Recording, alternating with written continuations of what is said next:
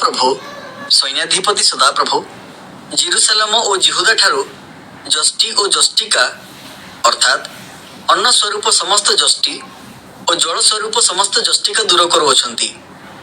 ବୀର, ଯୋଦ୍ଧା, ବିଚାରକର୍ତ୍ତା, ଭବିଷ୍ୟତ ବକ୍ତା, ମନ୍ତ୍ରଜ୍ଞ, ପ୍ରାଚୀନ, ପଚାଶପତି, ସମ୍ଭ୍ରାନ୍ତ ମନୁଷ୍ୟ, ମନ୍ତ୍ରୀ, ନିପୁଣ ଶିଳ୍ପକର ଓ ନିପୁଣ ଶୁଭାଶୁଭବାଦୀ ଆମ୍ଭେ ବାଳକମାନଙ୍କୁ ସେମାନଙ୍କର ଅଧିପତି କରିବା ଓ ଶିଶୁମାନେ ସେମାନଙ୍କ ଉପରେ ଶାସନ କରିବେ।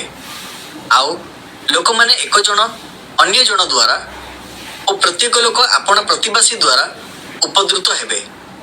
ବାଳକ ପ୍ରାଚୀନଙ୍କ ବିରୁଦ୍ଧରେ ଓ ଅଧମ ଲୋକ ସମ୍ଭ୍ରାନ୍ତ ଲୋକ ବିରୁଦ୍ଧରେ ଗର୍ବାଚରଣ କରିବ। କେହି କେହି ଆପଣା ଭ୍ରାତାକୁ ତାହାର ପିତୃଗୃହରେ ଧରି କହିବେ, ତୁମ୍ଭର ବସ୍ତ୍ର ଅଛି, ତୁମ୍ଭେ ଆମ୍ଭମାନଙ୍କର ଶାସନକର୍ତ୍ତା ହୁଅ।